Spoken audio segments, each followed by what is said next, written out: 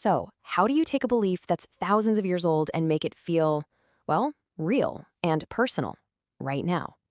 In this explainer, we're going to break down a Christian devotional to see exactly how it does that. We'll look at its strategy, the structure, the metaphors, the calls to action, and figure out what makes it so effective. All right, let's dive in. Okay, so our source material for this is a devotional called Ambassador's Daily Banquets. Specifically, we're zoning in on the entry for Wednesday, August 20th, 2025. And this isn't just a random day. It's actually part of a bigger month-long theme called Jesus' Second Coming for the Righteous. So you can see we've got a very specific message inside a much broader context, which is pretty cool to break down. And the topic for this specific day, the glory of his coming. I mean, right off the bat, that title sets a really grand, kind of epic tone, doesn't it? It's a clear signal that we're about to dive into something big, something future-focused, that's really central to this whole belief system. Now, at the absolute heart of this whole devotional is this one super powerful and visual idea. It's a metaphor, a return that's going to be just like lightning flashing across the sky. And honestly, this one single image, it's the hook that the entire message is built around. First up, we're going to look at its daily prophetic theme, how it sets up the whole framework. Next, section 2, the lightning analogy. Let's get into the core metaphor and see how it works. So this whole message is anchored in a very specific piece of scripture. This is the foundation, right? It's from Luke 17:24, and it says, "For as the lightning that lighteneth out of the one part under heaven shineth unto the other part under heaven, so shall also the Son of Man be in his day." You can just feel how sweeping and vivid that language is. Okay, but why lightning? What's so special about that analogy? Well, it's not random. It's chosen to get across 3 really key ideas.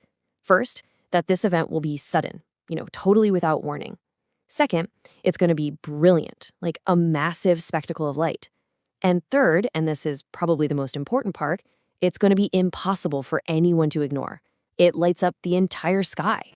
All right, section 3, an undeniable event.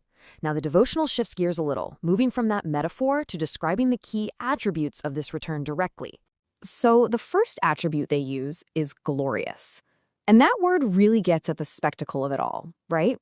We're not talking about something normal or everyday. This is supposed to be a totally awe-inspiring display. It ties right back to that idea of a brilliant flash of lightning. The second one is powerful. This adds a whole other layer, It's about authority, about might. So it's not just something you see.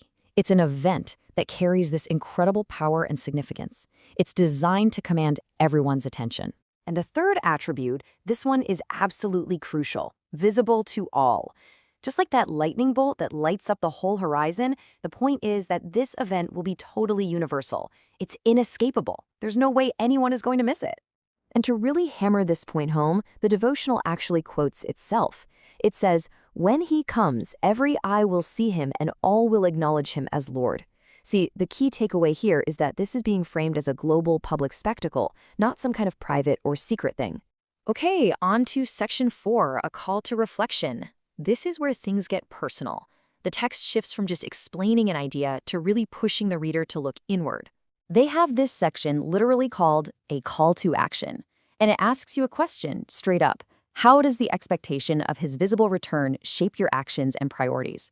This is such a smart move because it takes you from just passively reading to actively thinking about your own life. And they don't just leave you hanging with that big question. They actually give you a tool to work through it, a prayer that's broken down into 3 simple steps. You start with acknowledgement, being awed by the glory.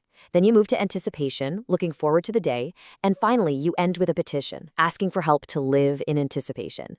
It's like a perfectly guided roadmap for how to respond. And that brings us to our final section, number 5, from belief to action. This is where the whole message zooms out from just you, the individual, and starts building a real sense of community. And check this out, it's not just talk. They provide a highly organized schedule for global prayer. They've got specific time slots for people in Nigeria, the USA, Canada, the UK, Switzerland, all over. This is how you take an abstract idea like community and turn it into a real, concrete, synchronized thing people can actually do together. So how do you actually get involved? Well, they make it super easy by giving you direct ways to connect. There's a WhatsApp group for Midnight Prayer, a phone number for inquiries, and an email address. They're using modern, everyday tools to build and hold together this community, all centered around the devotional's message. And just to wrap up the content itself, the source gives clear credit to the author, God's servant, David F. Nwaefulu. Putting a name to it like this gives the whole thing a human voice and a point of contact, which kind of completes the whole package. So let's bring this all together. We've just walked through a masterclass in communication, right?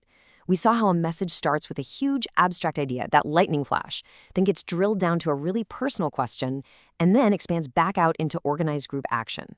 So here's the final thought I want to leave you with.